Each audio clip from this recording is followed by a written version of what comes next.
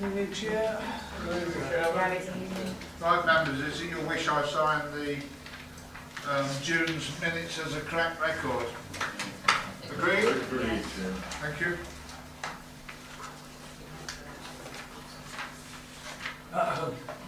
Thank you. Apologies for absence. Apologies received from Councillor Daventry, Chair. I think we're full then. Yep. Members' interests. Disclosable interests? None? None, Chairman. Party whipping arrangements? No.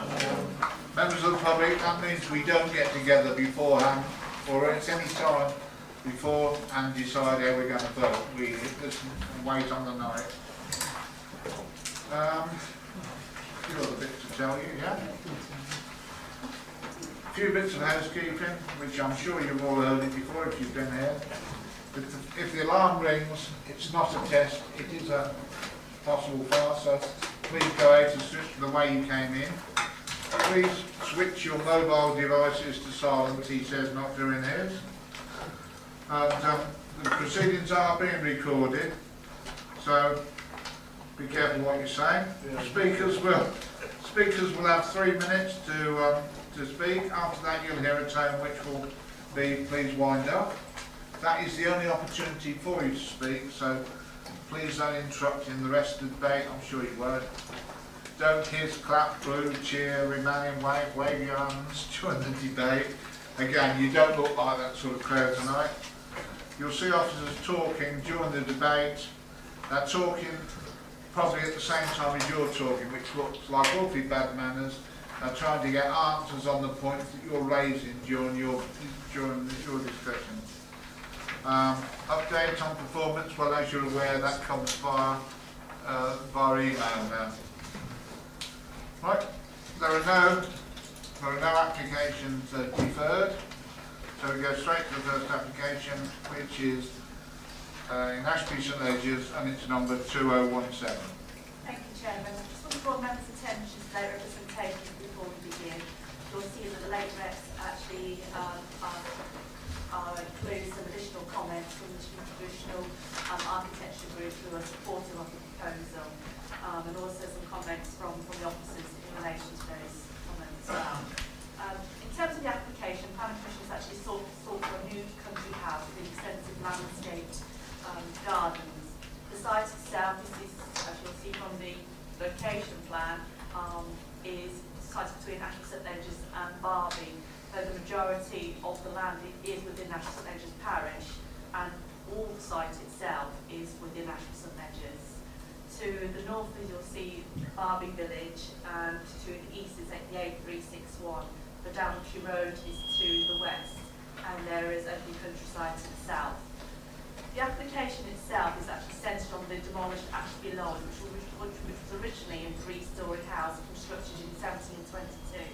And this was subject to a number of extensions and alterations, including a chapel. The house, plus the gardens itself, sat within extensive landscaped parklands with a significant number of specimen trees and avenues. A lot of these specimen trees have now been absorbed through the 20th century plantations. The house itself was originally on the highest point within the site and had great views of the lake to the north. However, the lake itself is now again obscured by 20th century plantations. As with many of the established estate houses, Ashby Lodge was actually auctioned off after the Great War, and in this instance, the owner of Ashby Manor and the Ashby St Ledgers estate, Lord Winborne, had the house demolished in the late 1930s. In terms of what exists on the ground, following demolition, there's very little that remains of Ashby Lodge now. The only thing that is visible are some isolated remnants of the former estate from the parkland in terms of a U-shaped stable building, former gatehouse, which some members will be very familiar with if you drive along Gate 361, was the Pavilion House itself. And there was an impressive sort of classical stone archway to the south of the house. And there's some gateposts on the Barbie to Welton Road, which marked the secondary access at the time. There's also a long-established public right-of-way which runs through the former parkland, some 300 metres to the west of the former and proposed house, which is unaffected by this proposed proposed works. In terms of the drawings which have been submitted, the drawings illustrate a large dwelling which is set within the rejuvenated parkland and is on a similar position to the original Ashby Lodge itself. In terms of the design of the house itself has been strongly influenced in the arts and crafts, and in particular in the works of Sir Edward Luncheon, who, if you've visited Ashby St Ledgers, then you'll be aware that, again, that the work of Sir Edward Luncheon is very significant in Ashby St Ledgers. In this instance, there's an asymmetrical H plan which has been adopted, some informal internal layout, inspiring sort of the moulding and the external form as well. Externally, the main part of the house, as I said, will be a H plan element and will dominate, rising some sort of 15 metres to the height of the ridge. You'll see that, as with general practice with the paragraph 55 houses, that this particular design has been subject to a design review, and that design review is subject to review by the traditional architecture group. Normally, members will be aware that we normally use open because of the type of design this is. This particular architecture group is more appropriate to consider the merits of this application. As previously said, it's as general the same footprint of the original Ashby Lodge. I think the main difference this particular scheme has from the previously schemes which are being discussed and considered by members is that this Ashby Lodge does sit within an established parkland. It seeks to re-establish a very much a dwelling of high architectural merit on a site which already and did once occupy a dwelling of such significance. You'll see from the report that the only new element of the scheme is that the introduction of a energy building, and the purpose of energy building is really to take advantage of the 20th century plantations which are there to accommodate a biomass boiler, and the 20th century planting will be removed to better reveal the specimen plants and trees that were once there and formed part of that parkland. And the biomass boiler itself will provide energy for the existing property and any future buildings on the site as well. In terms of the bar for all proposals is set very high, and many such proposals locally and nationally have been wanting and will be closely examined. In the officer's view, this particular dwelling has been through that rigorous review by a very much established architectural group, and that particular architectural group have found that this particular design does meet those stringent tests. From officer's view, like I said, only a new element is very subservient modern building, which is very reflective of a traditional agricultural building. But because of its siting, some 300 metres from the main dwelling, it certainly would not compete with the main dwelling in any aspects towards the house or away from the main house either. You'll also see from the report that there's been significant pre-app discussions with the applicant, and also Ashby Parish Council hold the support for the proposal. In regard to these circumstances, also recommended application be approved, Chairman. Thank you very much. Thank you, John. We have one speaker, Mr. Hammond, agent. Good evening, Chair, Councillors and Officers. Thank you as always for allowing me the opportunity to address you. I'm Roy Hammond. I speak on behalf of the applicants in this Council's Hall. The proposal before you will be Mr and Mrs Hall's new family home. I'd just like to highlight the officer's comprehensive report, and the recommendation for approval is welcomed. A new country house is proposed, which meets, in our view, the stringent tests set down by paragraph 55 and the National Planning Policy Framework. I think this is exactly the type of building and importantly setting that paragraph 55 seeks to achieve.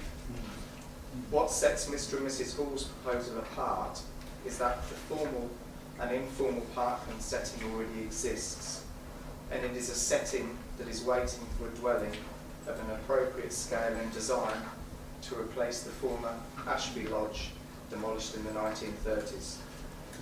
Fundamental to the project is the landscape-led approach.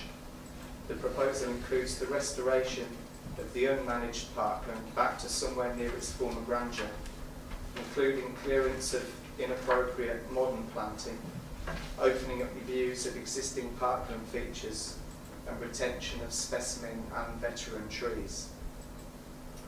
The Traditional Architecture Group has been involved from the outset and has helped inform and guide the design in the arts and crafts style, so that it becomes an integral part of the parkland setting that's already there. They have concluded that the proposal is truly exceptional, meeting the requirements of paragraph 55. Through quality of construction and the provision of the energy centre and on-site harvesting of biomass, the house will go a long way to being self-sufficient. In light of the truly outstanding quality of the design, the restoration of the parkland and the high level of sustainability, I would urge members to support the proposal. Thank you, Chairman. Thank you, Mr. Hammond. Local member, is that you, Councillor Robertson? It is, Chair. Thank you very much. Yes, I've looked at this, and what particularly interested me about it was that the parish meeting positively received this. Now, of course, parish meeting includes pretty much everybody who's interested in what goes on in their own little village, and a very nice little village it is. This design is pretty exceptional. Paragraph 55, I agree, it is very, very nice. I don't think anybody here would like to live in. I certainly wouldn't mind. But it's rather nice, it's beautiful. And although it looks nothing like really the previous information, that you wouldn't expect it to in this day and age. And that really is attractive. And on that basis, Chair, I'm going to say I'd like to propose that we go with Officer Advice. Thank you. Yep. I was about to say, do you have a second? Well, I've got to do, and I've got 4 hands. Councillor Paul? Yeah, thank you very much indeed, Chairman. I'm more than happy to second the proposal. Ashby St Ledgers, beautiful little village, designed as a village.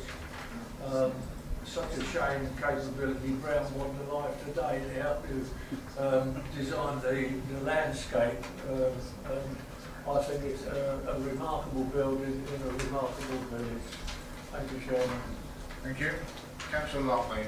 Yes, Chair, I was actually at the parish council meeting as well when this was described at great length by the gentleman over on my left, and it was received very positively. There was lots of discussion.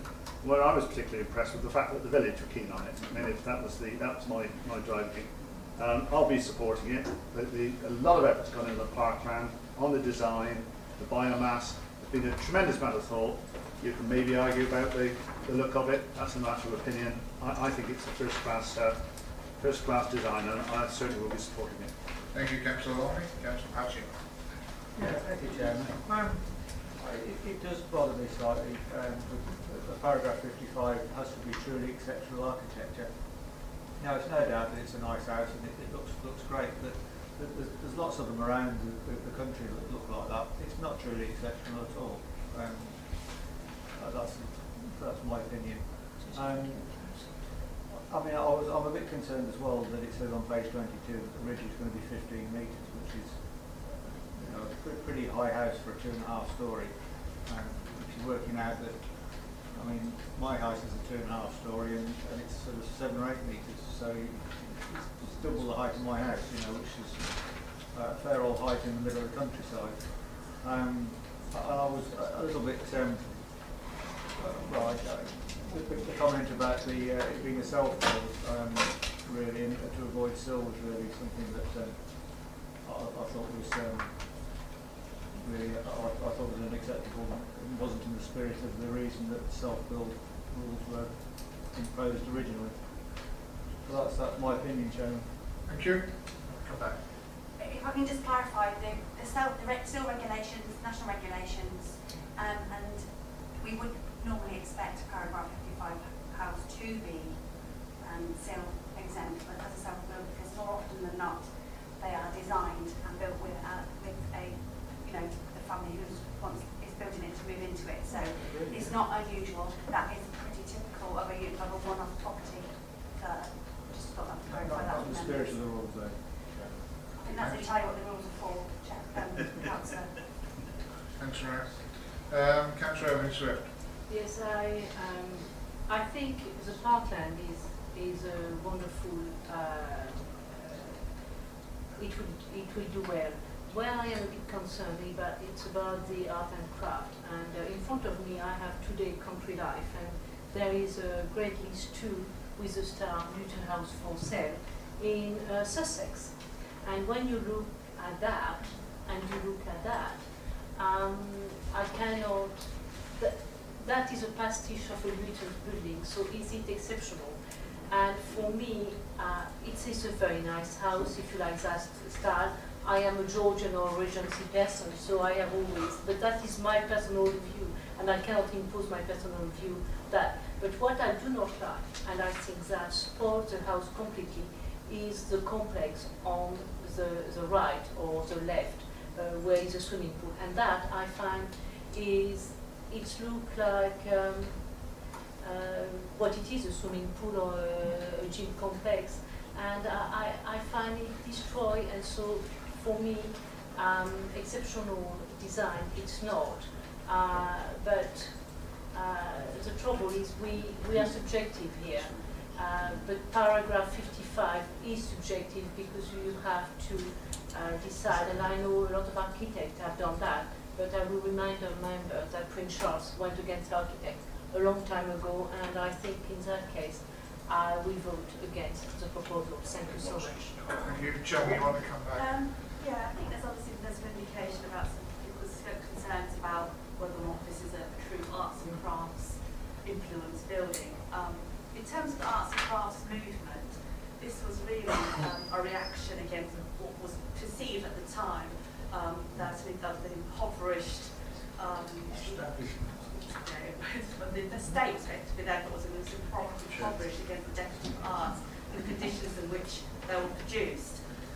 So as part of this movement, there was a great move towards the truth in terms of getting to the truth in terms of materials, in terms of structure, in terms of the function of a building.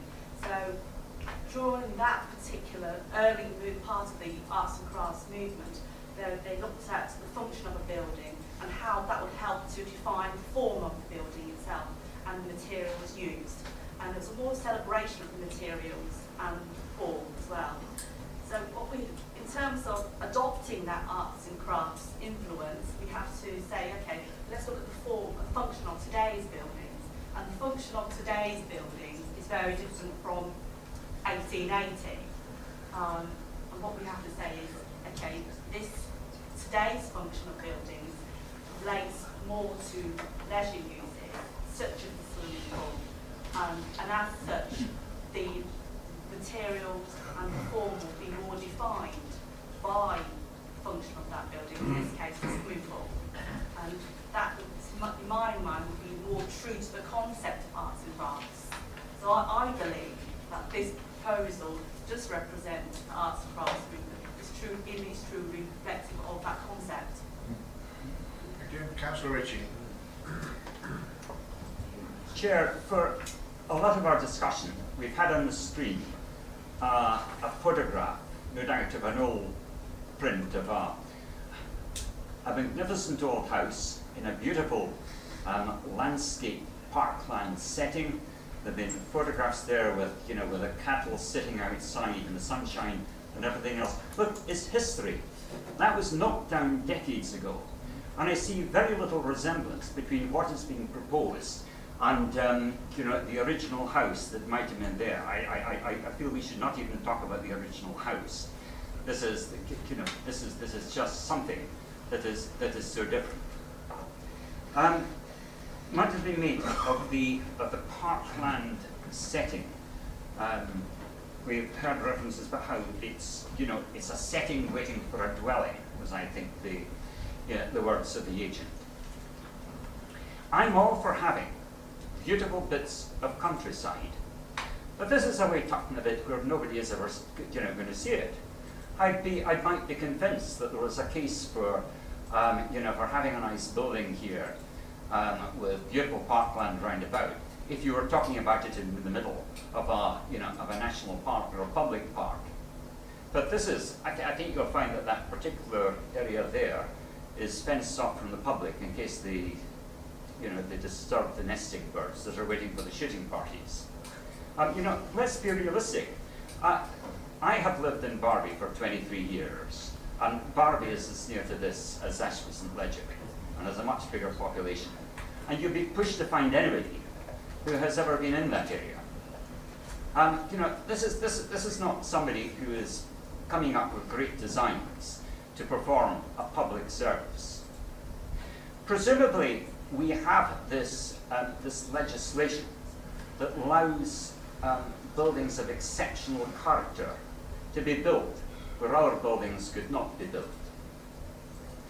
That is not there because there's an assumption that it could be that an exceptional building will enhance the rural landscape, enhance the rural setting, make the whole thing nicer. Well, frankly, looking at that, I think it's much nicer if I am going to be using footpaths around that area, for having that area as trees, as open countryside, rather than what may have been based on ideas from a past generation, but still strikes me as a not for a modern house. If we pass this, you will be giving a clear signal that you cannot build in the countryside unless you're very rich and have lots of land. I'm going to oppose it. Thank you, Councillor Ritchie. Councillor Charter. Thank you, Chairman. I will avoid the politics of ND. Thank you. What I did want to say was that if you take trouble to read all of the documentation that came with this application, in my view, it is exemplary of how you should apply for a paragraph 55 house, how you should review the design, take advice from the local planning authority and other authorities, and finish up with something which, in my view, is a very nice house in a very nice setting. I look forward to being able to see it sometime if I live that long. I have known this area, Ashby St Leger in particular, for over 50 years, and I think that this will put back into that parkland which has been desolated by the destruction of an early building, give it a new life. So I will be supporting it. Thank you, Councillor Charter. Jamie, you want to make a point? Yeah, I just want to come back on some concerns which were raised that it won't be visible from any public views. Yes, I agree, it won't be visible from the A361. It probably is unlikely to be visible from the Ridgeway or from the Daventry Road or from South of Barbie. But if you look at the location plan before us, there is a public footpath which runs from the Ridgeway down to the east of the site, and certainly it crosses what was the original access to Ashby Lodge, which is going to be reinstated from the east, and certainly you will be able to see it from that public footpath. Thank you, John. Councillor Robertson. Thank you, Chair, again. I was going to reiterate what John's just said, that basically there is a footpath running quite close, and therefore it will be on view to those who care to walk it. I don't know whether it's art and crafts or what genre it may be. I just happen to know I like it, and I think it's of merit. And although I do agree with Councillor Ritchie insofar as it looks nothing like what was there before, I said before, you wouldn't expect it to in this day and age. Thank you. Councillor Wesley. Thank you, Chair. For me, I think I'm following on from what Councillor Charter said here, and I think just to add to that, I think context is everything here, and I think this has. I'm not sure whether it is truly exceptional, but I think the exceptional nature of it is where it is, and the fact that it does, if you like, replace an old historic house in a parkland, and I think that is in true context with Ashby St Leger's, and I think on that basis and along with the documentation, it does work, and I think it is a good addition to the area, and on that basis, I will be supporting it as well. Thank you. Councillor Olga. Yeah, thank you. A lot of the discussion is about, it's subjective, isn't it? So I don't really want to get into that, because I think we had that debate on quite a few occasions. But I, along with Councillor Chandler, are quite impressed with due process, about the way we do stuff, about the way that developers work with the officers, and the way the developers work with the local people when trying to build any type of development throughout our district. And here, I just think this is what it's all about. There's nothing hidden here, it's all transparent, and the developers have worked with officers and with local people alike to try to develop this area and this land. And I think I've done a very good job, a very convincing paper, a very thorough paper, and I commend it, and I will go along with officers on Thank you. advice on this one. Thank you. That concludes the list of speakers. We have a proposal the application be approved as per officers' advice, which has been seconded. All those in favour, please show. Those against? 9-4. The application is approved. Next application is in Barby, long distance away. 0190.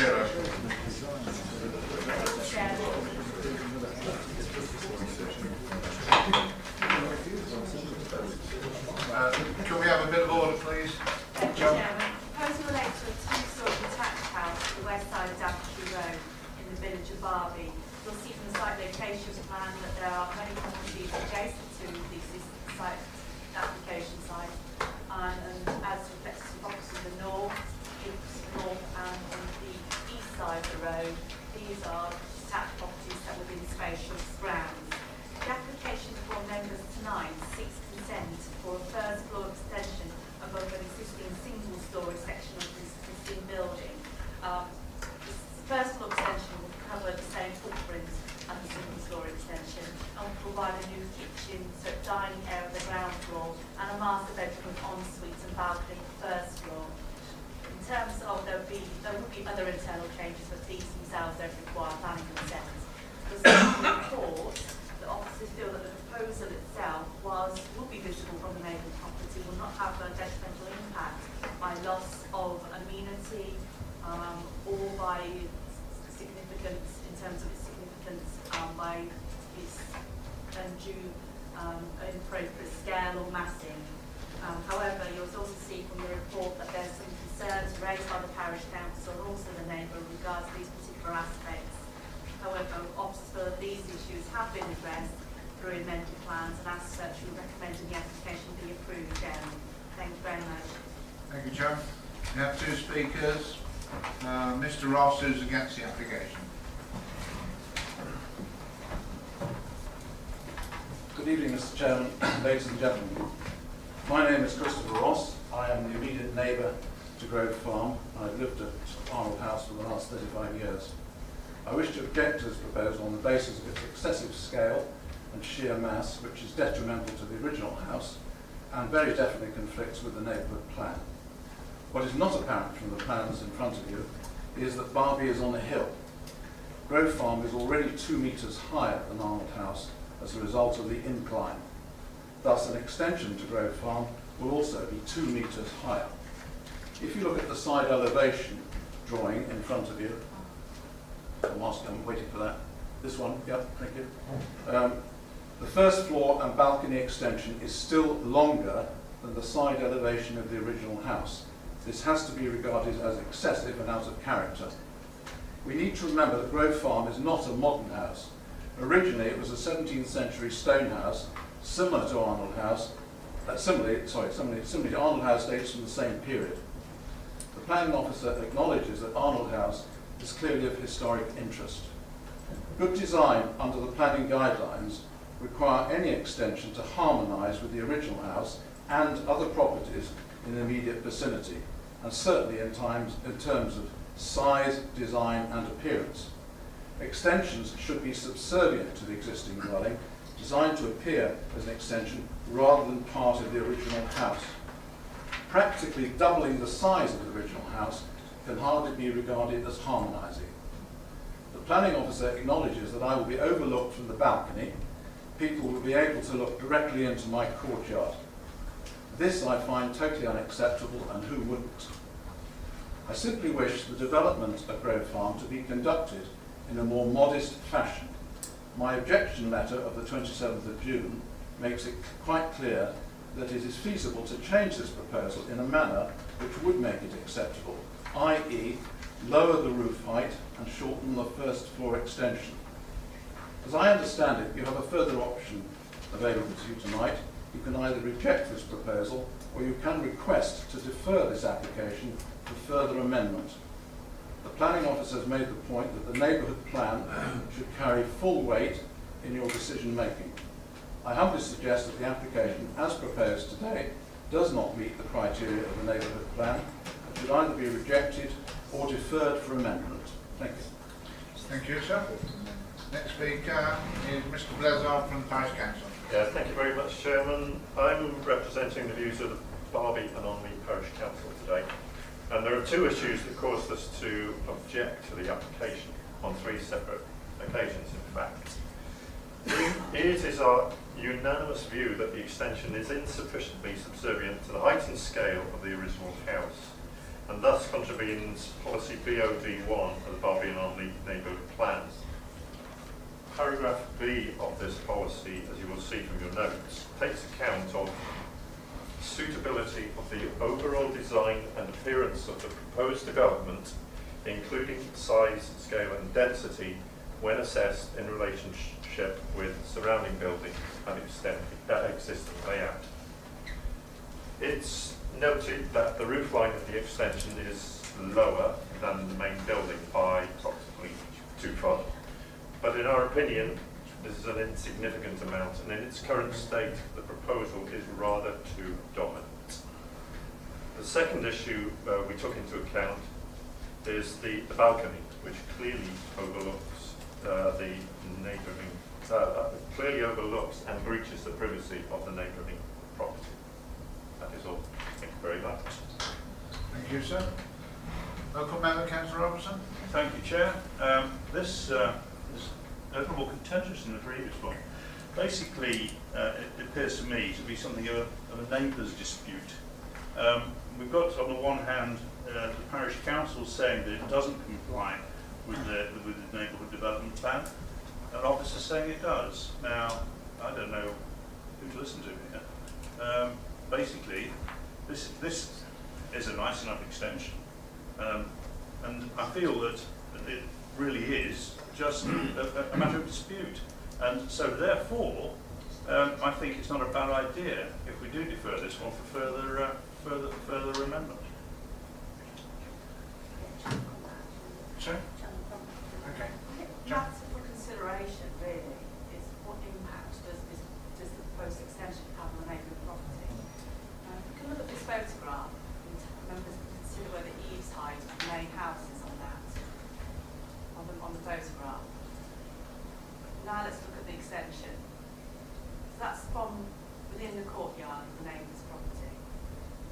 So to draw members' attention to where the eaves height on that proposed extension is and where that window is. So I think members have to consider, given that the eaves height will be lower than the eaves height on that main dwelling, which at the moment is at the ridge height of the outbuilding there. Members have to consider how much overlooking that window will be.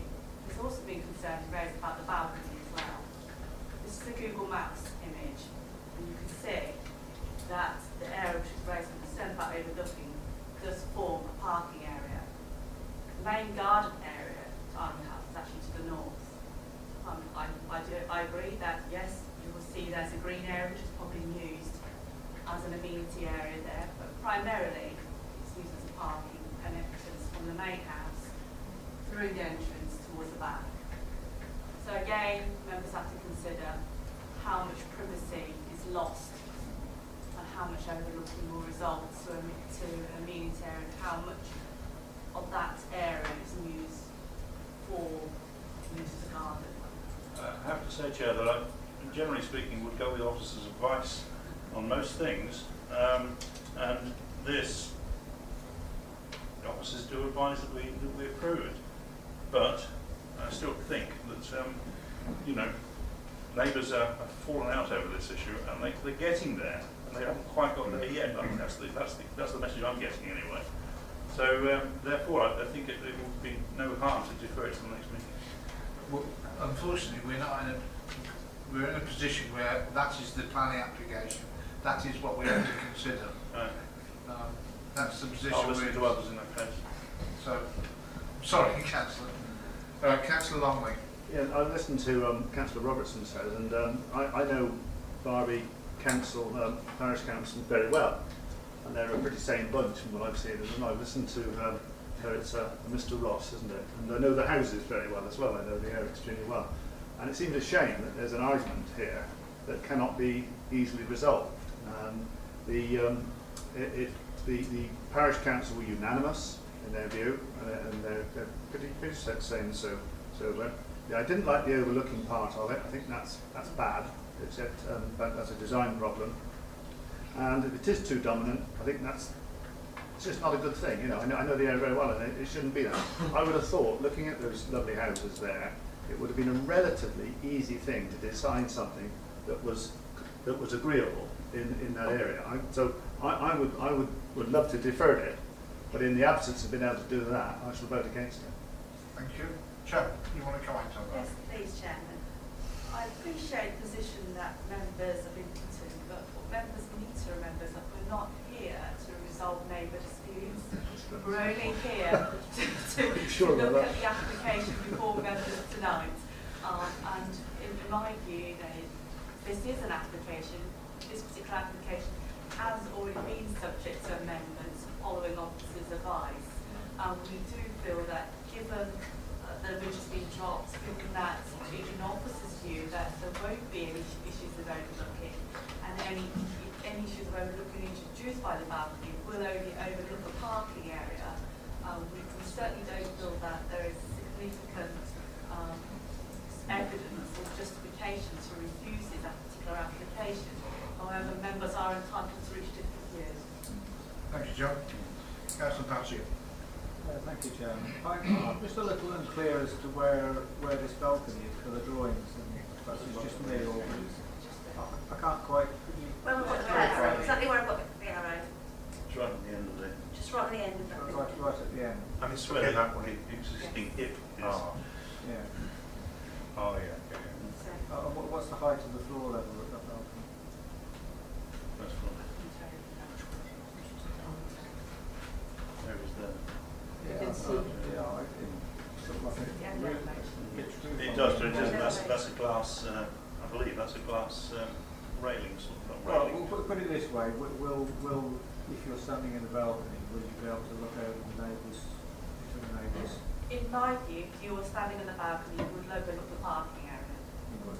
This here, this bit here. Yeah. Oh, The balcony will be there. uh-huh. Will be there. Right. But you wouldn't be looking over the top of that building there. You would just be looking round it, sort of. You would have an oblique view if you were to stand there and reach out. It's there. That's what it is. Okay, Councillor Patsy. Yeah, thank you. Councillor Evans-Swift.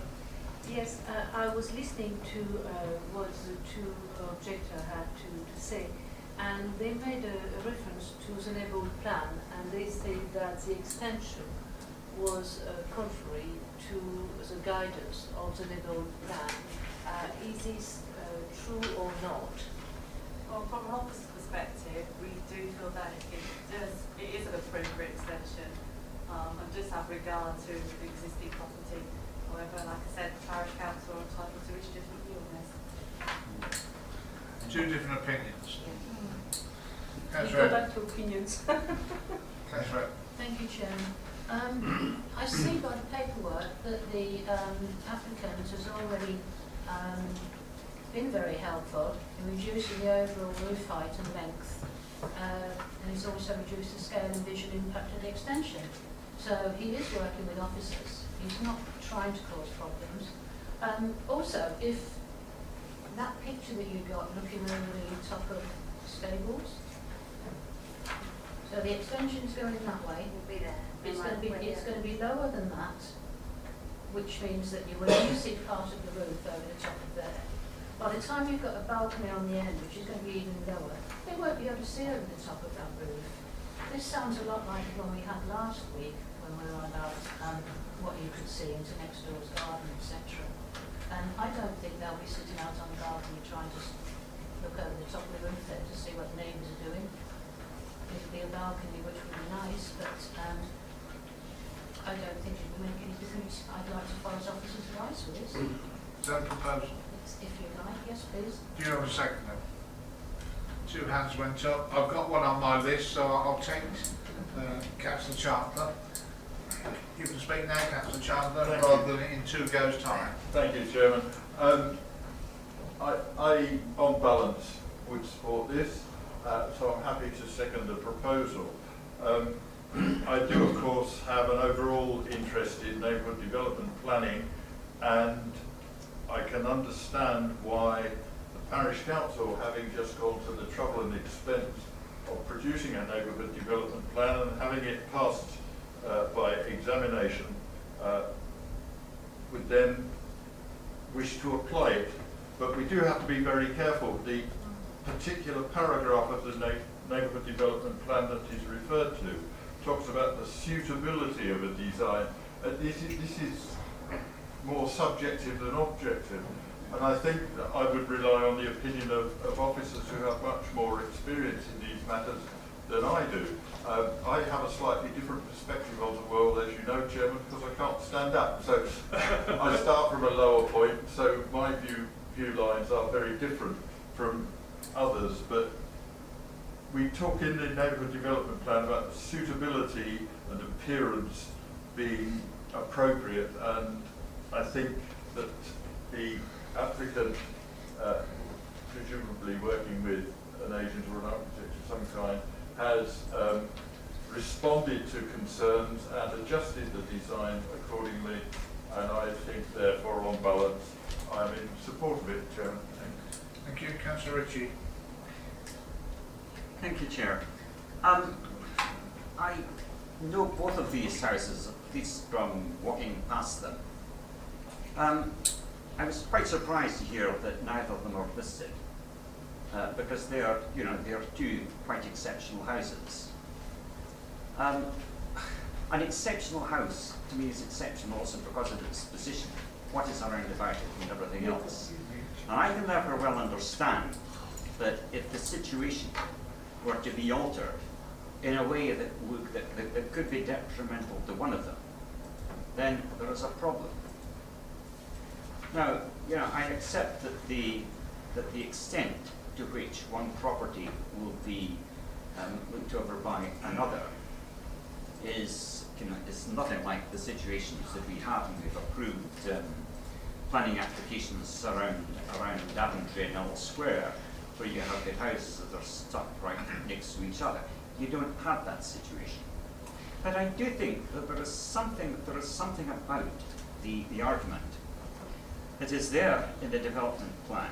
The contribution that should be made by a development should not be to retaining and enhancing local identity in the sense of place, but suitability, and it goes on in terms of the overall design and appearance, including size, scale and density. And I just feel that there is something that is balanced.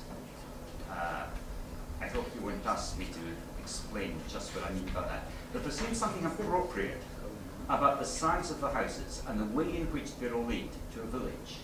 Barbie is not a village of stately homes. It has got some very nice properties in a very nice situation. It has got a little bit of history. And I just feel that this doesn't fit. But I say, having said that, it strikes me that the degree to which the neighbouring property is going to be overlooked is really quite minimal. On my first reading, I was very much in 2 minds about this application. But I think in situations like that unless it is clear that a parish council has, lost its sort of sense of direction, then to me, the only thing one can do is actually to go with the, you know, with the parish council. I'm not going to vote against. If we had still been in a position where there were an option of, you know, of deferral, that would clearly make sense. But I hope that our you know, that if we reject this application, it's not the end of the story, but an opportunity for, you know, for the applicant to make whatever changes are needed, and to bring something back again at a future meeting. Thank you, Councillor Ritchie. Councillor Paul. Yeah, thank you, Chairman. Councillor Eden pointed out the number of changes that have been made to the original. I'm looking at it, I'm taking all consideration.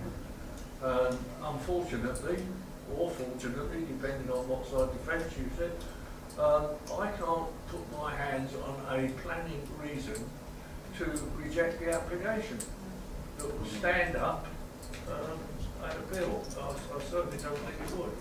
So for that reason, I will go with officer's advice, Chairman. Thank you, Councillor. Yes, sir. Councillor at the back. Thank you, Chair.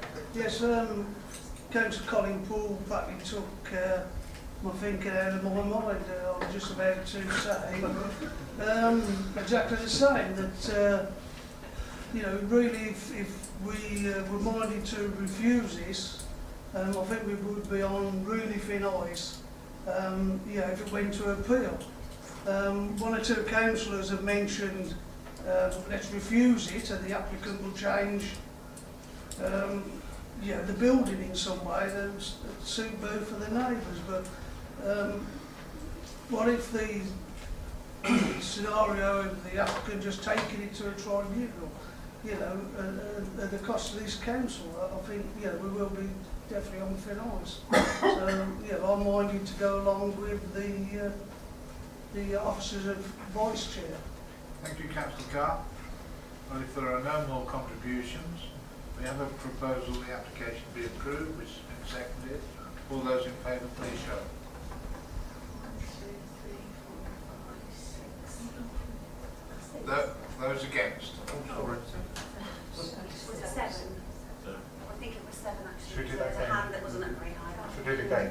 Yes. If you wouldn't mind, Chairman. Can we do it Yeah. again? 'Cause we- Sorry? Would you mind? Yeah, do it again. Those in favour? 1, 2, 3, 4, 5, 6, 7. Those against? 5, was it? 6. 6. The application is approved.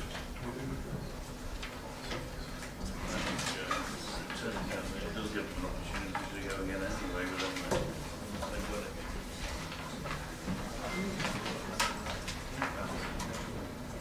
Next application is in Daventry, Abbey South, 0264. Thank you, Chairman. I think most members will be quite familiar with the Court Hotel along White Street. We'll see from the report that it's been subject to a number of applications in the past, since it dates back to 1963. And since it was first granted registration use from a dwelling to a hotel, there's been a number of extensions to the site and also loft extensions and a subdivision of the part hotel to become a separate restaurant. And more recently, in 2015, an application was approved by members to demolish part of the existing hotel and construct 6 apartments, and also to convert the hotel into 3 apartments as well. And if members are familiar with this site, they'll also know that the parking and the access is off Kingsley Avenue, which is round the corner.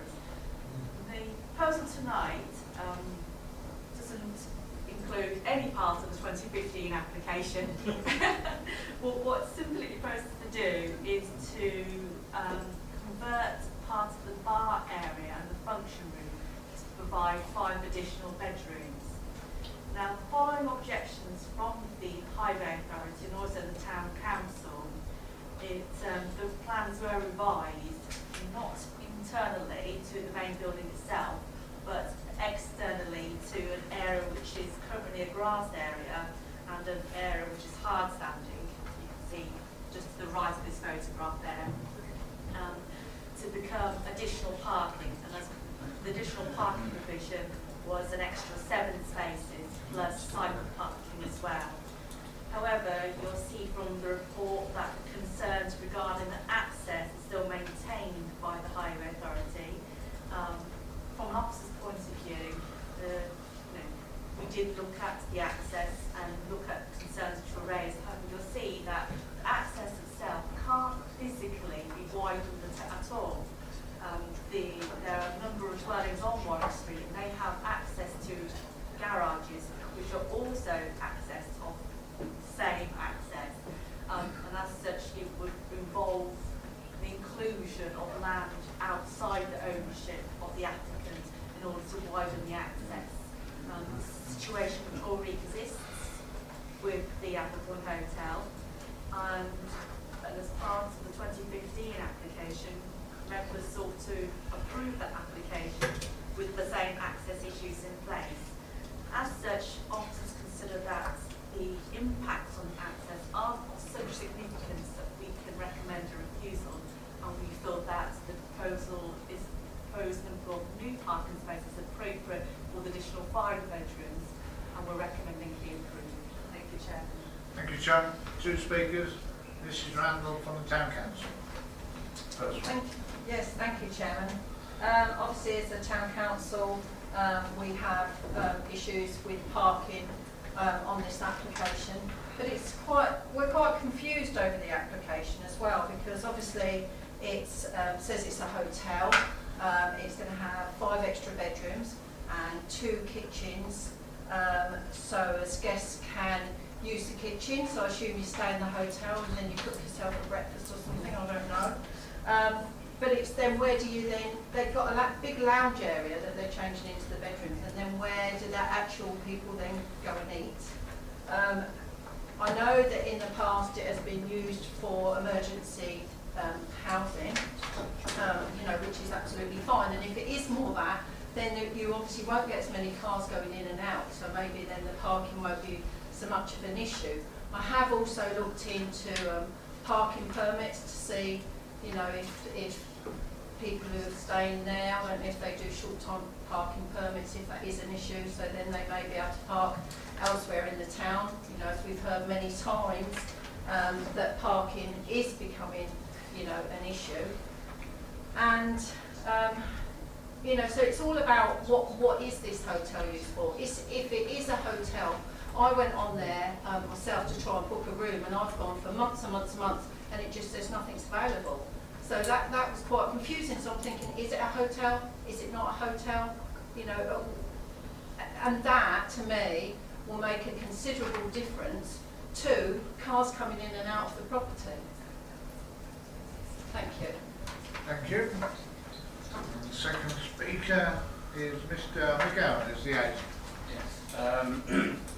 Well, I'd like to thank you, Mr. Chairman, for allowing me to speak to you, and thank members of the committee for listening to me. I'd also like to thank the officers of the council for dealing with this application in a very efficient and professional manner. I know that their recommendation to you is to approve the application, and I welcome that. In terms of the application in front of you, the application is to hopefully provide a new lease of life to a very long-established business in the town. It's been a hotel since 1963.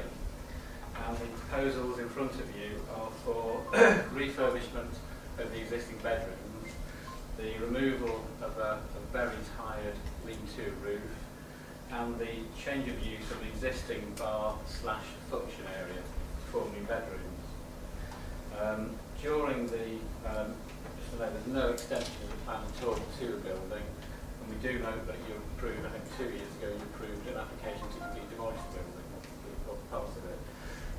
This application is to hopefully give a new lease of life to an existing business in the town that's been there for a number of years, without actually physically extending the building.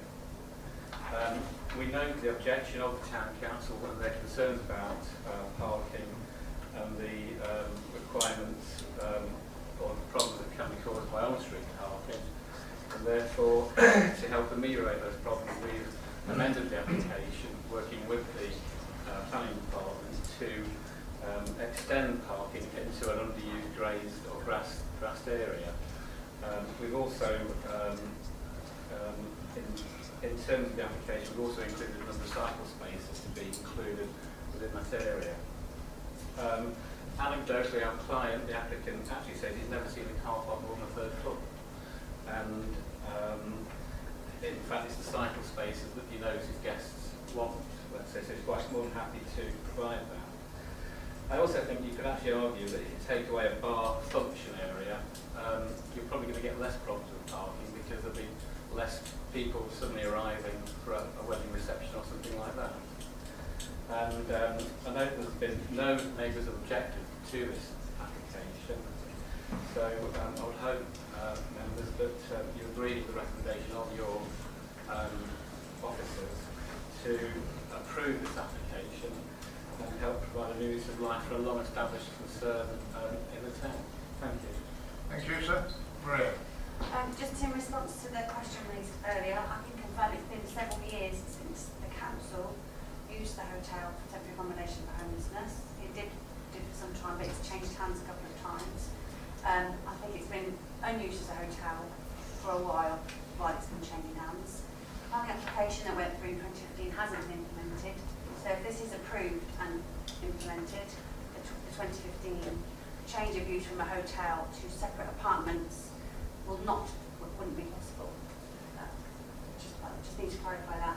And I can also confirm, as a long-term resident of this town, that the area that is being amended used to operate like a pub within the Abercorn Hotel. You could go in there and it would operate as like a pub and function room with a bar open during normal pub times, and that's the bit that's being amended. It's not been open in that way for a long, long time. Thank you. Well, it's in Abbey South, and I will never forget it as Abbey South, because she nearly killed me once. Councillor Ed and Councillor Councillor is going first. You go first, and It's his Councillor turn. Ritchie. I've been told I'm going first.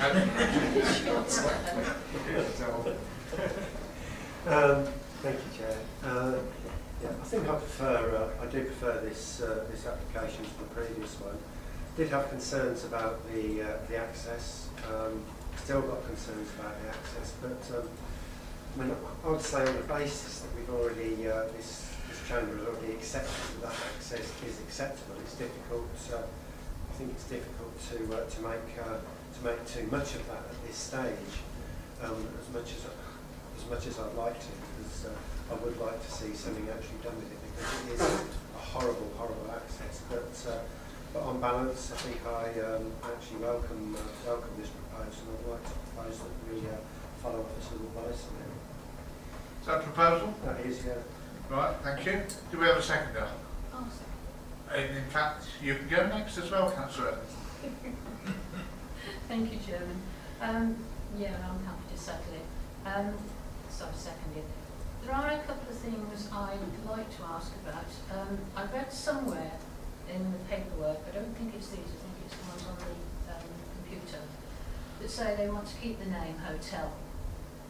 Well, according to the dictionary, a hotel is a commercially run establishment providing lodgings and meals for guests. Well, that's not this place. If there is a hotel is it's clearly defined in law, it's clearly defined for licensing purposes and for environmental health purposes and all that sort of thing. If it was operated in such a way that it was in practice more like housing multiple occupation, then different licensing rules would be applied. But essentially, it would be under the same general heading as a hotel if it was. If it's called a hotel but parts or all of it operates like a HMO, then that legislation will be implemented. So in that case, will there be nothing outside that says hotel? Because, you know, you might get people looking for somewhere to stay the night, see a hotel sign, and they're going to go and it's not a hotel. Yeah, I mean, I think it's the application before you is that it's a hotel, and there is a continuum of, you know, there are different types of hotel and hostelry provision, which could include, you know, a bed and breakfast, or it could include somebody doing self-serve in a kitchenette. You know, there are a range of things, but officers will be involved if it turns out that some more of it is operating more like a housing multiple occupation, for example.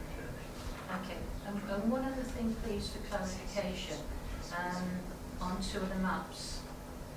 The one that shows what it looks like now with the function room and reception. No, not that one, the other one. 0304. It's on the website. Fun? It's existing one. Is it the existing model? It's the one that it's supposed to look like now. Existing. Yeah, I haven't looked at it. That's the one. That's the proposed changes. Yeah. There isn't existing. Yeah, that's the proposed one. Everybody, I've got on this one. I bet we can help. Why I'm asking is, if you looked at that map there, and then you looked at the one now, there are 2 extra rooms, bedrooms to what they're asking for, and they've got WCs in them, so that's 7. I can clarify that for you because I asked the same question once to the application. And the officer said he did go into the premises and the area to the north, to the east side of the reception, says bedroom. That is already a bedroom at the moment. As is, there's another bedroom as well. I think immediately. It's the two on this side that are not marked as bedrooms on the other one, but they've actually got toilets and that. There is also a caretaker's room already within that area as well. Where the staircase is shown. Yes. And there's a bedroom beneath it. Yeah. And there's a second bedroom underneath it as well. And that second bedroom is already a bedroom as well, the caretaker. So those Right, two so beds two bedrooms are already there. So I asked exactly the same question. Okay, they're my questions. Thank you. Right, thank you. Councillor Organ next. Yeah, thank you.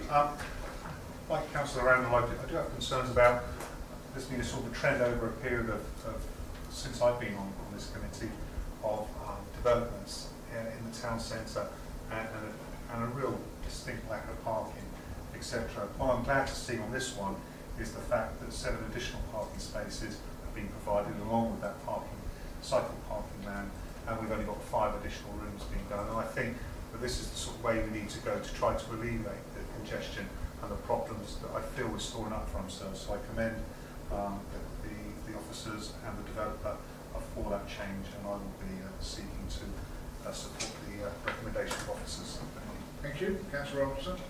Thank you, Chair. I just want to make a few comments about this because it's by no means clear to me whether it be a hotel, a residential hotel as we used to call them, or what is called in some places, not very many in this country I must admit, an apartment hotel.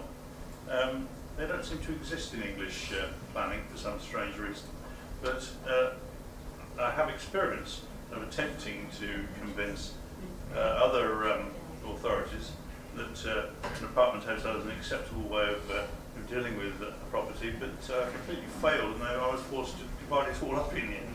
So, I just would like this council to beware of what they are actually going to use it for. Is it going to be a hotel, or is it going to be, an HMO or a series of apartments? To clarify, it is what's before you is about its more rooms as a hotel. Something like Airbnb, they're a slightly different product, but they still come under the definition of a hotel. If there is evidence that we're going beyond what is normal hotel type activity and it is more like a house of multiple occupation, then that would require potential licensing through environmental health and potentially changes coming back to the council for consent. So I can assure councillors that we're on the case.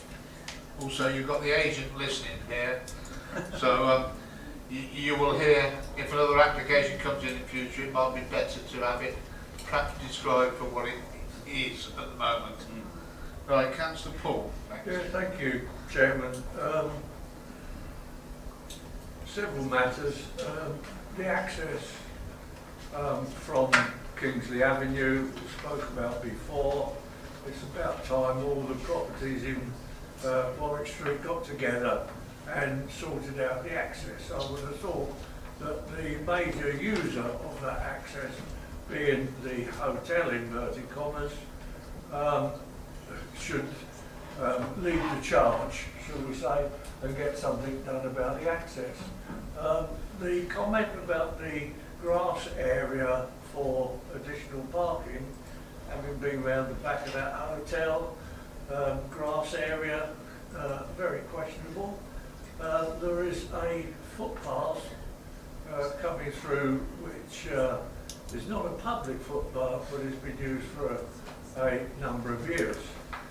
Picking up on house of multiple occupancy or a hotel, we've got 5 new bedrooms, but we're having 2 kitchens. Presumably the 2 new kitchens plus an existing kitchen for the hotel, or not a hotel. The establishment has a caretaker and not a receptionist. I'm at a loss. Unfortunately, I just think it is too much for this area, and unfortunately, I will be voting against officer's advice. Thank you, Councillor. What I would add, if it is a house of multiple occupancy, or if we can prove it, do they then have to apply for change of use? Which I didn't quite hear when the officer was explaining it. That's already been said. Yes. Yeah, I didn't quite hear it. Should it become a HMO, it has to have licences and things. Yeah. Right, Councillor Ritchie. Chair, at some stage I think I need your advice, because in most of these agenda items I sit with my hand up and need to wait a very, very long time before you ever notice it. But one of the advantages is that by the time that you do invite me to talk, a lot of the things and questions I would like to have raised have been raised. I'm not sure they've been answered though. I just remain concerned about what this place actually is. Councillor Robertson had referred to things called apartment hotels, which, yes, I'm familiar with the concept, but is this a place where people come and spend 1 or 2 nights? If so, why do we talk about having parking places for bikes? Or is this a place that is essentially going to be permanent or semi-permanent accommodation for people, which, you know, certainly makes it very little different from the rest of Warwick Street. And I just feel concerned about this project. I can support it on the basis that it is there, that it is perhaps providing affordable accommodation of a type that we perhaps don't have nearly enough of. But if that is the case, I would have preferred the application to make that absolutely clear. And I don't know if we were talking about these terms, then there are different standards, there are different, you know, we would have taken a different approach to looking at the application. But I found it very misleading to start off with an application for a hotel that was going to get rid of this bar and this function room. And I just feel, I still feel slightly confused about the nature of what it is that we're being asked to take a decision on. Thank you, Councillor Ritchie. I'm sure the agent has heard not only yourself but quite a few members actually say that. But at the moment it is being described as a hotel. That's their description of it, and that's what we're considering it as. Should it become anything else, or the agent wants to tell the owners to make it clear what else it may be or what else it's going to be, or if it's got something different, we'd be grateful to hear. Councillor Irving-Smith first. Yes, I was at the planning meeting for the previous application, and I would say this one is much better than the previous one, so I will positively say that. And what was said, I'm sure the agent has heard, and we might have it later on in front of us for a demo or whatever. But I think that scheme is a much better scheme than the previous one, so I would vote for it. Thank you. Thank you, Councillor Irving. Yes, just to go back to Councillor Ritchie's point, do we as a council, when these applications coming in and it doesn't seem to be what it seems to be, do we have a responsibility to investigate that to ensure that the premise is what it says it is, and if not, then do we then take action to ensure it's planning officer will answer that. Certainly, if there is a complaint made anonymously, or if the complainant gives the details, whichever way, certainly the council has an obligation to actually look into that complaint and investigate whether or not there is any material change of use as a result of the proposal and activities which are going on. So yes, so if there is a complaint received from a neighbour or from anyone, then yes, the planning investigator will go in and consider what activities have been undertaken, also take evidence from that complainant in terms of the type of activities which are taking place, and then consider whether or not there has been a material change of use from the hotel to what members are concerned about HMO. Okay, can I just come back on just the other one there? So we don't so are you convinced it's a hotel based on your dealings with them as per the definition? At the moment, the site itself operates as a hotel. Right, okay. And if it didn't, would you be allowed to take proactive actions to say, well, wait a minute, I'm not happy with this? If there was a complaint that other activities All right, does it need to be a taking complaint, place, or can it be your personal observations? well, if we would only normally act upon it if there was a complaint, i.e. if someone has suggested to us that situation.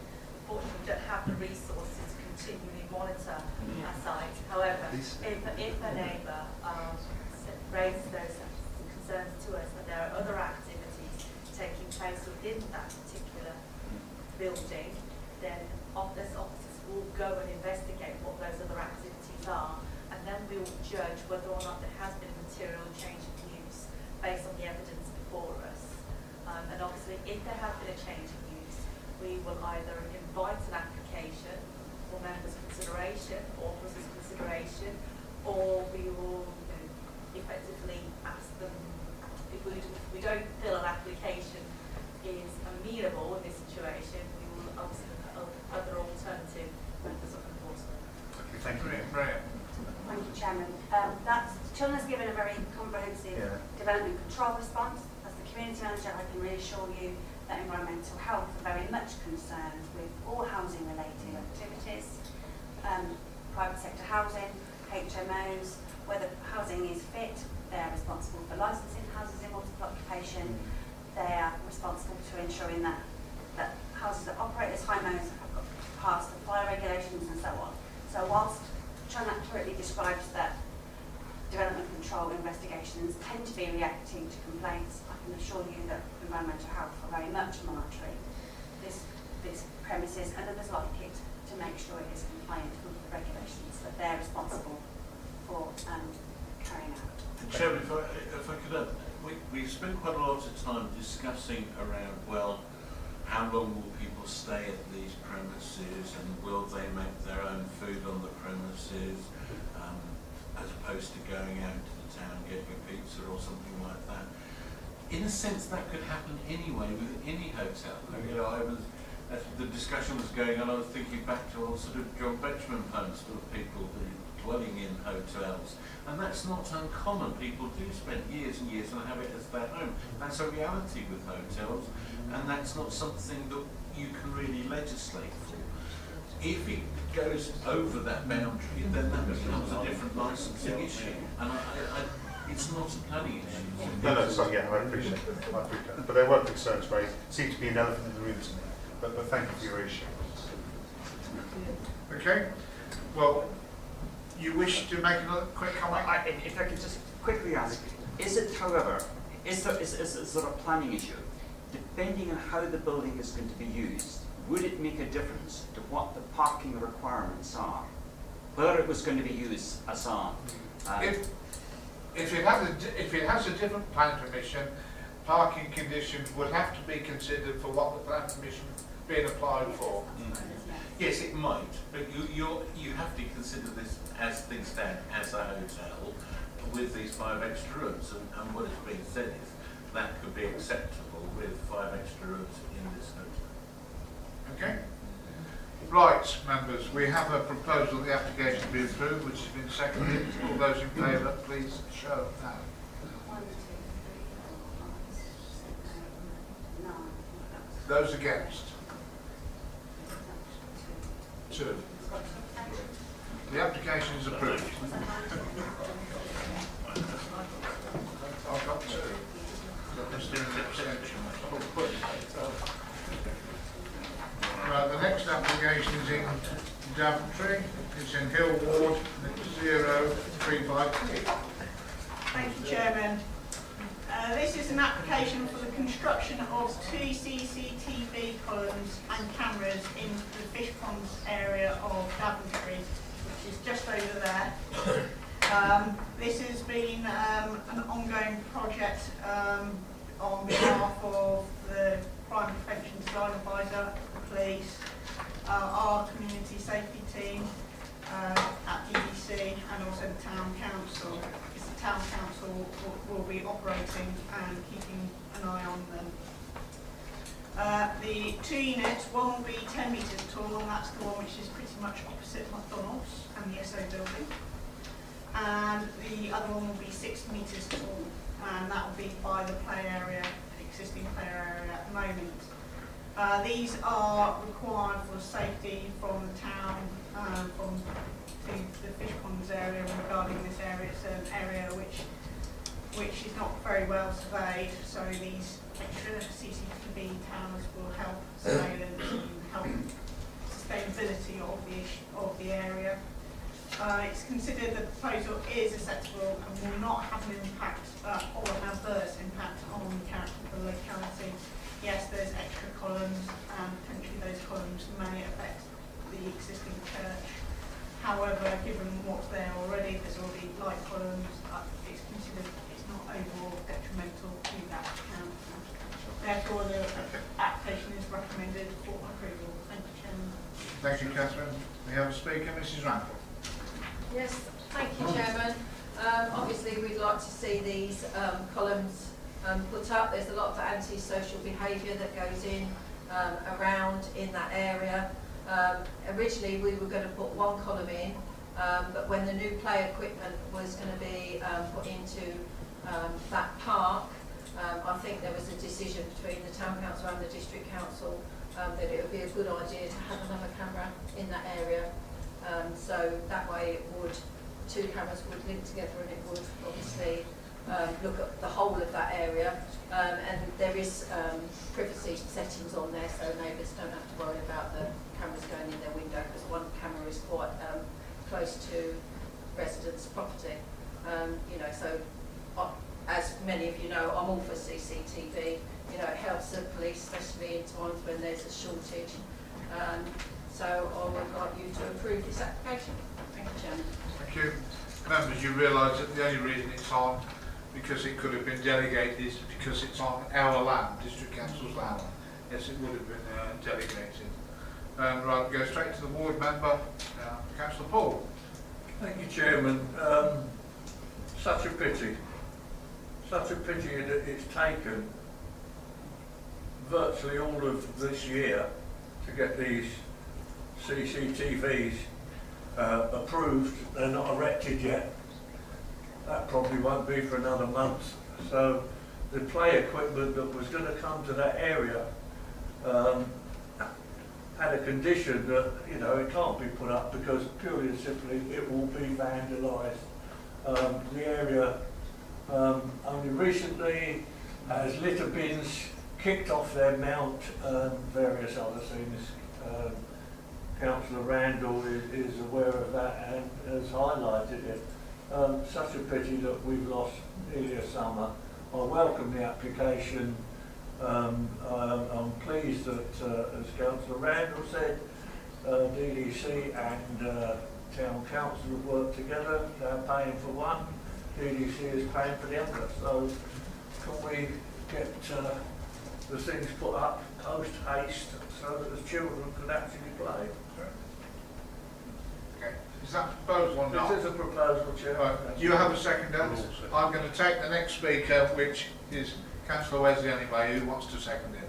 Yeah, I'd like to, and just also to point out to the Chairman that I am on Daventry Town Council, but obviously I have no personal interest in this via the Town Council as well, but I would like to second the proposal. I think CCTV is an important I'm a bit of a late convert to CCTV, but I do believe this actually enhances the safety of the residents of Daventry and the surrounds. So no hesitation a second.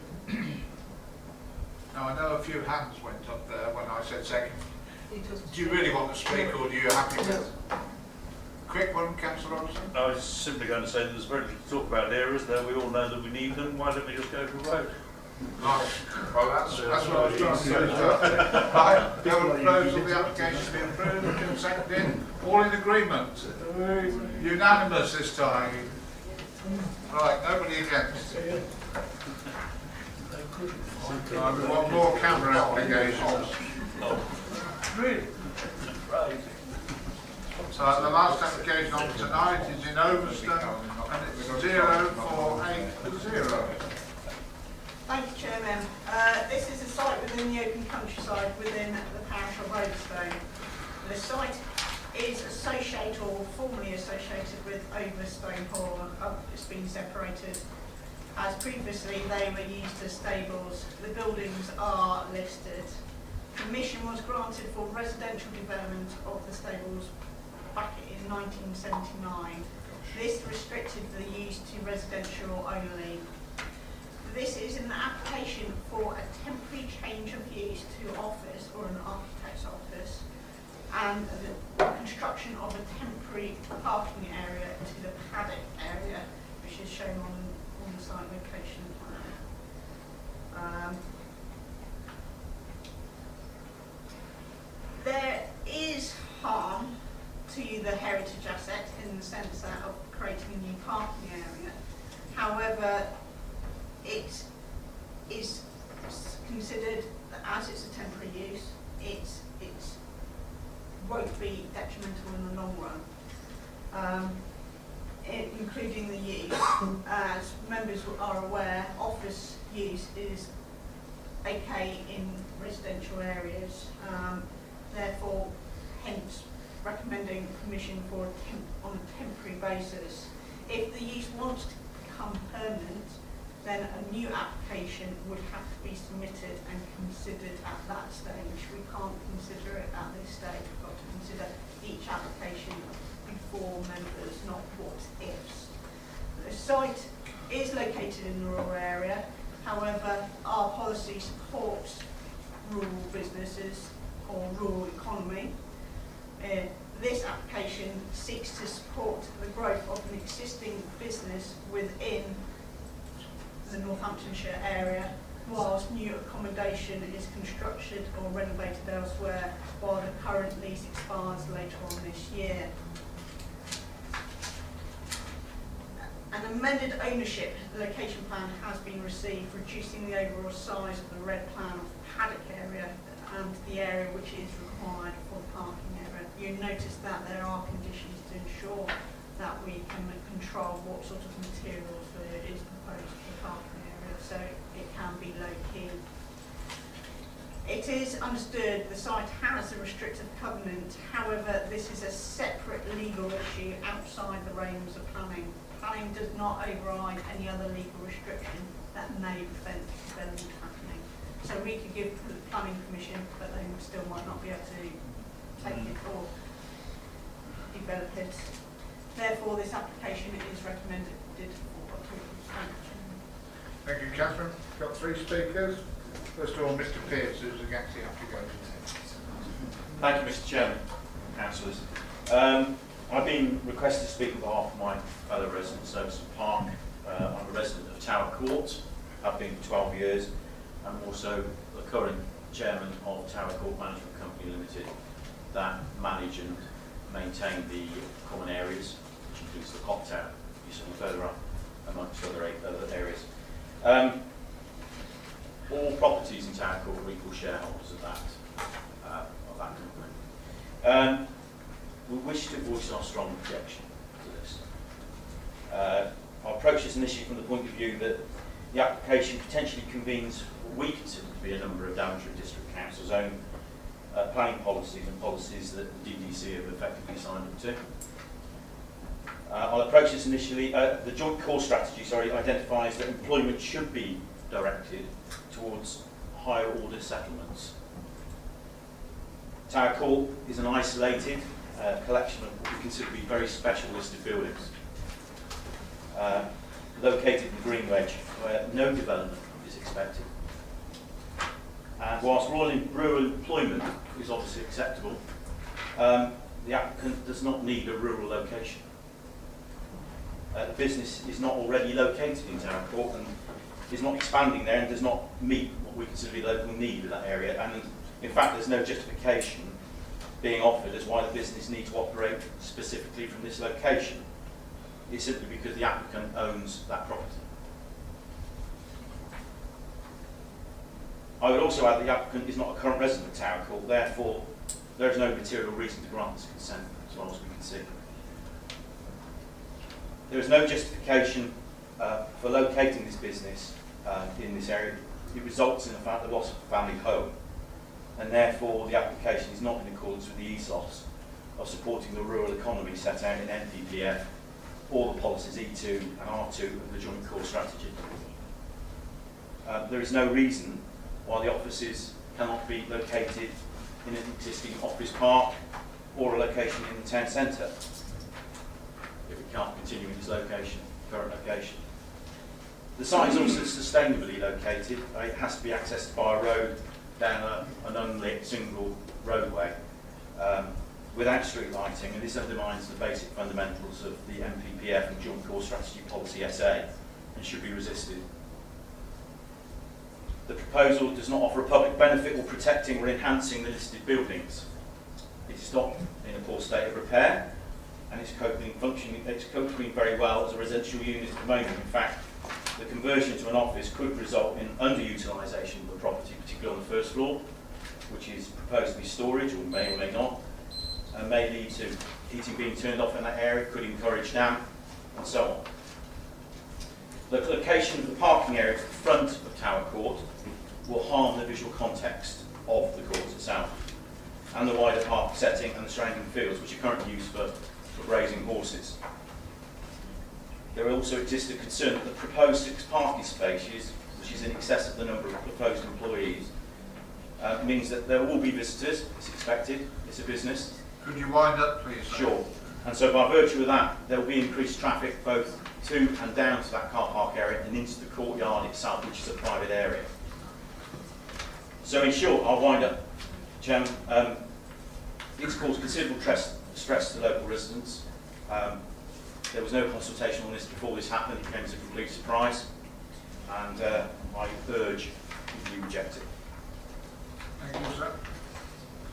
Next is Mr. Townsend from the Parish Council. Good evening.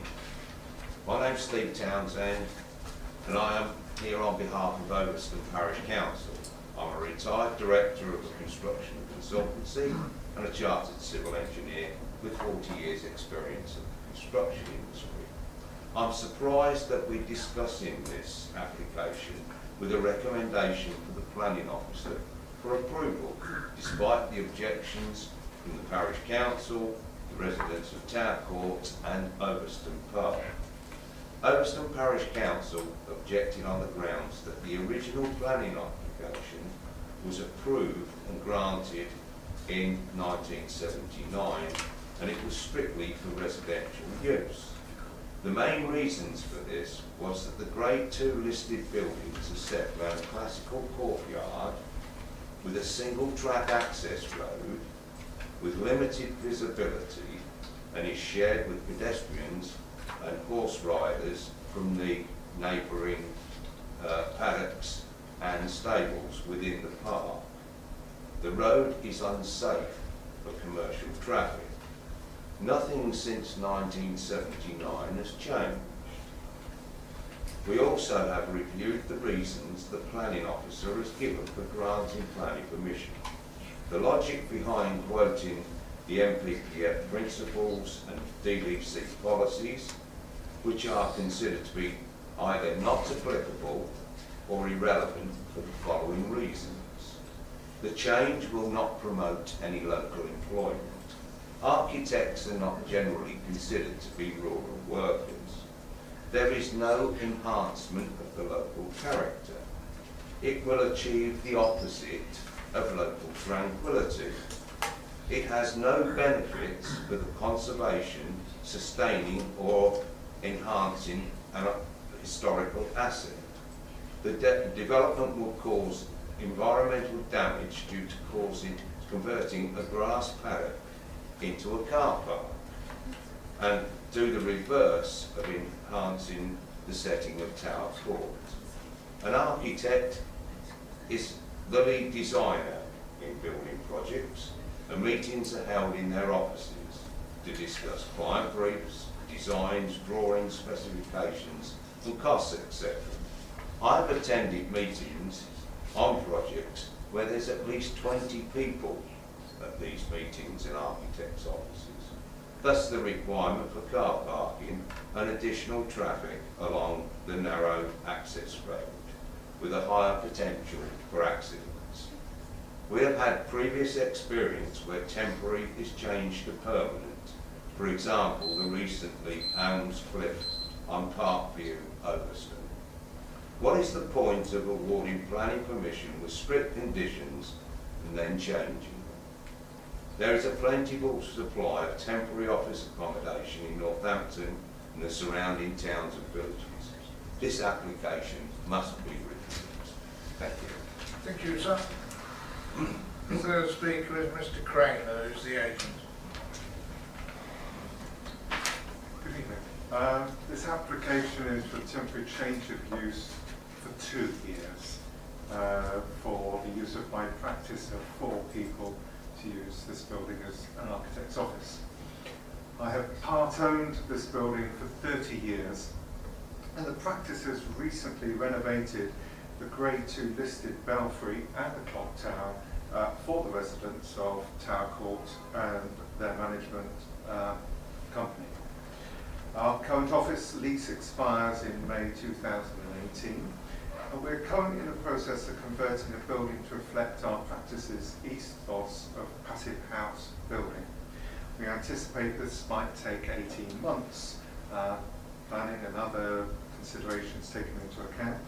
Although not ideal, using one Tower Court as a stopgap would give us the flexibility we need to facilitate the move between the 2 offices. As we deal with Daventry District Council, we currently have 5 planning applications before your authority. We thought it wise and prudent to carry out this process by the book. The proposal involves no material alterations to the building whatsoever. The Conservation Officer has already granted listed building consent.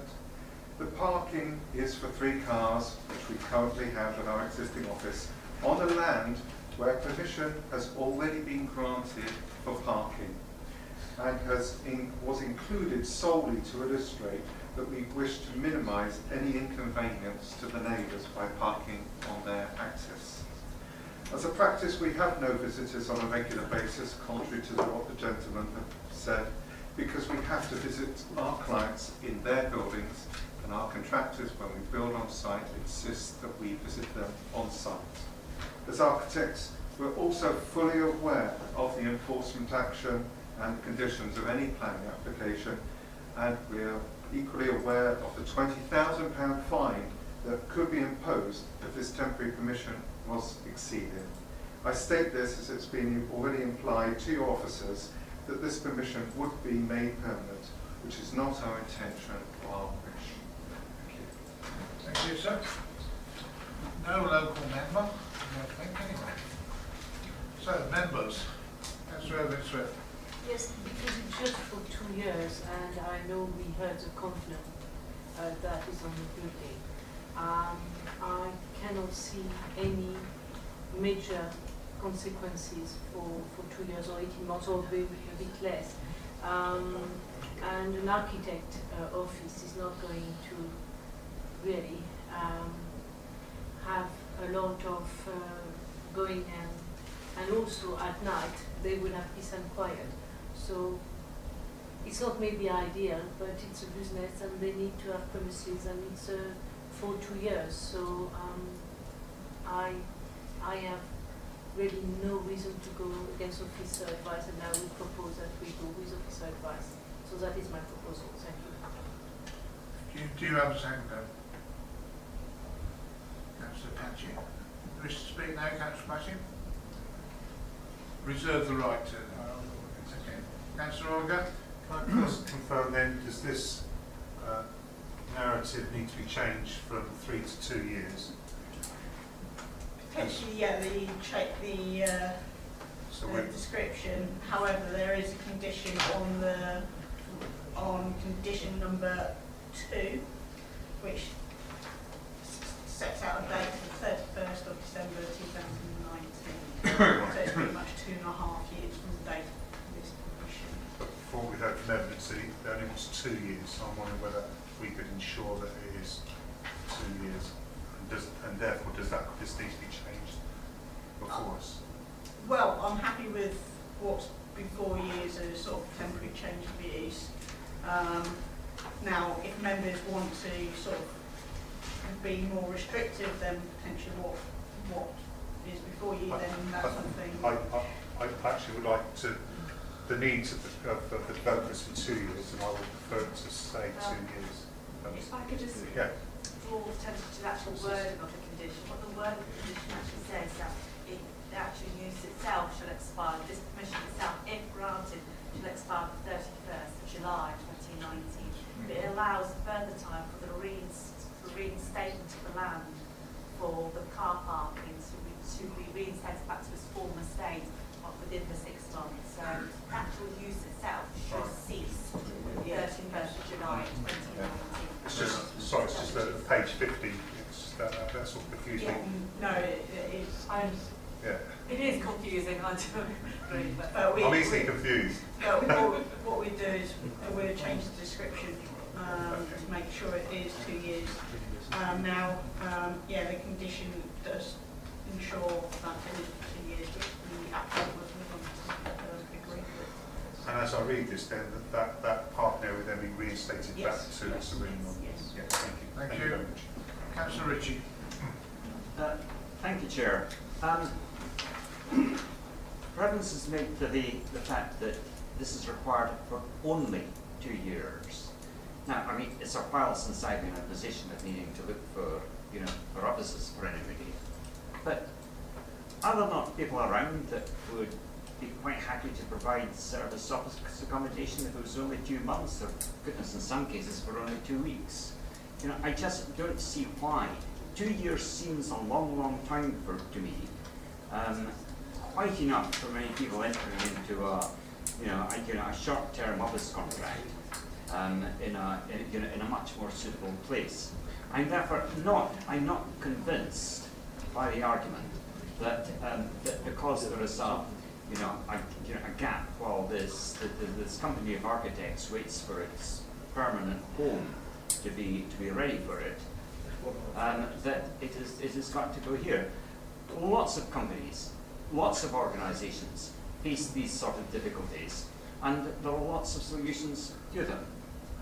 I can well understand, however, why a company, and particularly a company of architects, would gain hugely from having their offices in a prestigious setting like this. I think it would be an absolutely great place to work and have an office. My fear is that if we're going to say yes to one group of people using one of the units of accommodation as office space, then are we opening the door to others who will want to say, look, we also need a place to work for 18 months. This seems a great place to do it. We might own or part own one of the residential units and say, let's work from there. So I'm not sympathetic to this application. However, I can accept that, look, often when organisations, when relatively small organisations have difficulties with office accommodation, they may go through periods where some staff do work from home. I just wonder, where the sort of divisions are. I would like to think that if this application were to be approved, there would be a condition on the number of people who could use that office at any one time. The number of cars that would be permitted to use the car park related to the office at any one time. Just to make sure that, okay, this was a place where people, people did work, but there was not. It was not opening it up to any sort of normal office operations that would have an impact on people living around about. We'll get an answer from planning officer on those couple of bits. In regards to what ifs, as I mentioned in my preamble, we can't have a crystal ball of what may happen in the future. Now, as you've heard from the speaker, Mr. Kramer, that he actually part owns, so there's a solution there. Not everyone does part own a building which they're able to use. Yes, there is a condition on regarding residential use. That doesn't mean it prohibits it forever. What it means is that us as a local planning authority can consider its overall impacts on the wider area, residential amenity. Now, say if I potentially lived up at that site, I potentially could work from home without requiring planning permission because there's no overall change of use. Now, I know Councillor Ritchie has asked about what constitutes change of use. I'm afraid I can't answer that because it depends on facts and degree, depends on the size of the building, how many people are working there, the comings and goings of that use. Now, it's an office use. It's a small architect's firm with 4 offices. You will notice that a condition number 1 restricts it to that architects only. So it restricts. Now, if they wanted to increase the numbers, which they potentially could do, more work is there, they could do that under the Morton White partnership or Kramer Limited. However, if they wanted to rent it out to another company, then they wouldn't be able to do that because the condition is prohibiting that. So you're hearing that it's only going to be for 2 years. Now, yes, that's what we're considering at the moment. What may happen in the future, we just don't know. Whether an application comes for us, we've been told not, but anything could happen, but we will have to consider that at that time. Now, in the officer's report, on page 56, it's clear that if it's considered on a permanent basis, it will not be acceptable, but on a temporary basis, it is considered acceptable, and that's why we've put conditions to restrict the number of years that the use is for. Thank you, Chairman. Okay, Councillor, thank you. Can I just follow that up? It does not. My question would be though: are we able to ask for a condition that could limit the number of people? No, because with conditions they've got to be enforceable and reasonable. And I do not think the imposition of a condition restricting the amount of occupants or users of that premises or car parking spaces is either reasonable or enforceable. And just to put it into context, it's existing use, it's residential, 4-bedroom property. You could have 4 or 5 cars relating to a property of that size. So you've got to consider the proposed change of use against that context. Okay, next speaker is Councillor Wesley. Thank you, Chair. Can I just clarify one point on this? If this is granted as a temporary, does that add any weight to an application for a permanent change of use? It is a material consideration. However, if an application comes in the future, now as officers we always look at the planning history on why things were granted in the first place. Now there's quite a lot of restrictive conditions on this, so that would say why is there restrictive conditions on that?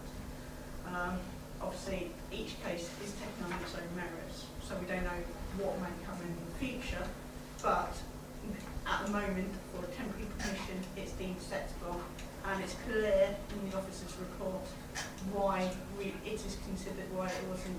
but it would be a material consideration coming forward. Yeah, I'm just always unclear on these things as to why it's acceptable for 2 years but unacceptable for 25 years. And that just always confuses me. Just a point to my colleagues and things. Okay, next speaker is Councillor Eden. Thank you, Chair. It doesn't happen very often, but I'm afraid I can't agree with officers' advice on this. I would get back to it, yes. That's rare for you, Councillor. And most of the things I was going to say have already been said, to be cheeky. I think this is going to set a precedent, and in the future we're going to have problems. If anybody else wants to do it, we're going to have a job to say no, because we've already said yes once. And I've said about looking in the future, no disrespect to officers, but I do not like this about in the future, because when we were here last time, we wanted to say about a certain application that was up for refusal, and we were told we couldn't look to the future, we had to look at what we got in front of us. Okay, Catherine, you want to make a comment on Yes, in a sense, each application is taken on its own merits, and as I mentioned, officers look at the planning history surrounding the property. As I mentioned to Councillor Wesley, that it's clear in the report that a permanent use wouldn't be acceptable. Again, it's on page 56, but it wouldn't be acceptable given its relatively isolated position and the likely impact on the character court and potentially upon the residential amenity of the residents of permanent change of use, because at the moment there's quite an intimate nature around there, but sort of that's why it wouldn't be acceptable on a permanent basis. It's clear in the documents and not the future, or if an application comes in the future, it will be considered. I still think we're setting a precedent where we might be creating problems for ourselves. Councillor Longley. Yeah, thank you, Chair. Originally I was going to speak on this subject. I thought it was going to be pretty open and shut, but I think that I will, particularly as following on from Councillor Ritchie there. I think I've probably got as much knowledge of the local office market here as anybody, as I'm in the business.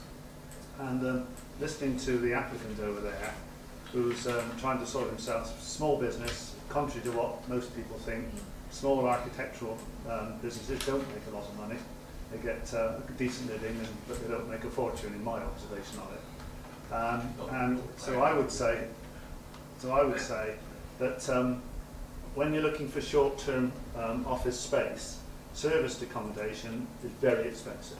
Very expensive. Don't do it. If you're looking for a couple of years and a little bit better accommodation, you're unlikely to get a short-term lease, 18 months, 2 years. Just very unlikely. If you do, it's going to be expensive. Is an obvious solution. It seems to me that we should be supporting a local business. It's temporary, should remain temporary. I question whether you can do it in 2 years, 18 months. That's because of the planning system, dare I say. But I've got to be supportive of this small business trying to make its way. Thank you, Councillor Longley. Councillor Poole. Yeah, thank you, Chairman. I totally concur with Councillor Longley regarding this. I'm not happy about it. However, we are where we are. It's going to be a thriving business. There's one condition which is missing, and it's condition whatever it be, and it's called the residents. We don't have to have an enforcement officer. We don't have to have spies in the camp. The residents know what the planning application is. They're sitting in the chamber, and I'm sure if anything untoward would be going on, then they would be happy to inform the authorities that something is not right. I'm a little bit concerned about an old-fashioned term, which is grasscrete. I mean, that used to be in olden days.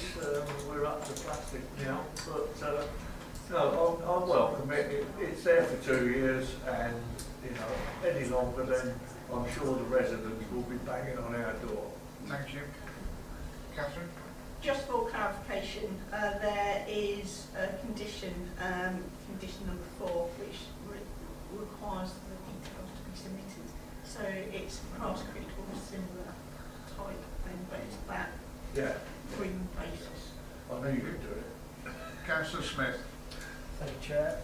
We talk of the concerns for the applicant. What about the concerns of the residents? If you look at when this planning application was originally put through many years ago, on page 51, the original planning permission was granted under application on the condition that it was used for residential purposes only. And this situation should remain as it is part of a block of residential properties. That's the beginning, the middle and the end of this as far as I'm concerned. I think the residents and the parish council made a very, very good case. We don't have to put this through. I understand small businesses' challenges for space, but you've got some time leading up to that.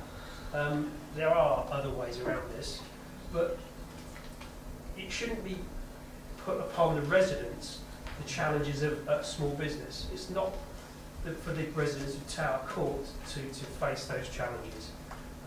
It's for the architects. So I don't support the officers. I think we should go against the rest. Thank you, Councillor Smith. Councillor Carr. Thank you, Chair.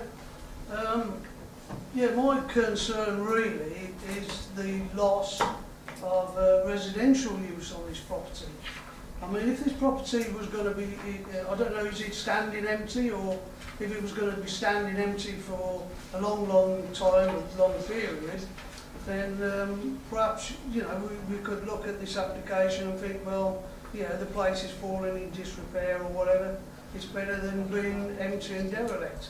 But I'm just wondering, from a residential point of view, how many people would move in there tomorrow if they had the opportunity to? So, you know, there's a great loss of the residential use there. We can answer that, I think. Catherine? Well, in a sense, this is an application which we've got to consider. Yes, there was a condition on, say, it should be used as a residential purposes only. So, hence why the application's here for us to consider.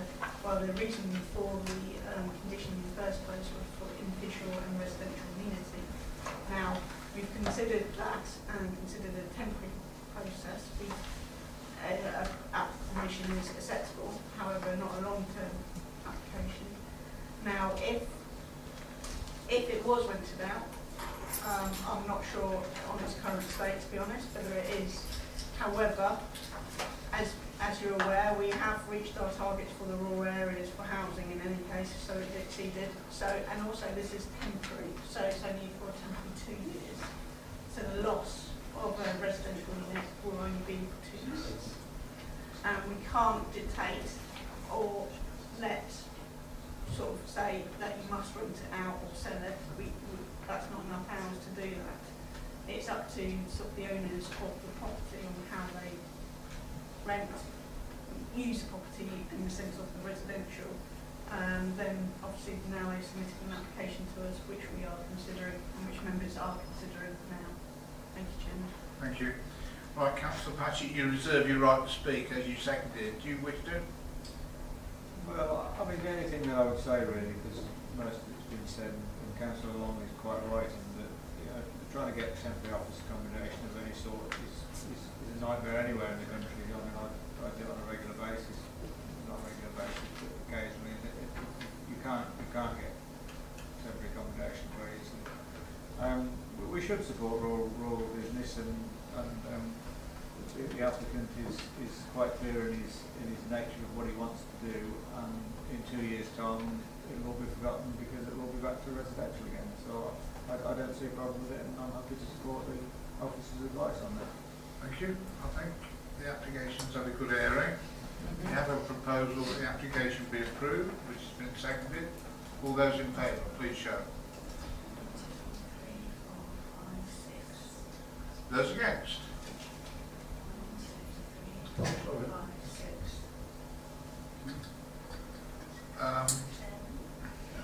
Sorry, Chairman, can I just see the vote. You missed the vote. Yeah. Asleep. I was asleep. Sorry, I missed the vote. I thought you said you missed the boat, which is probably more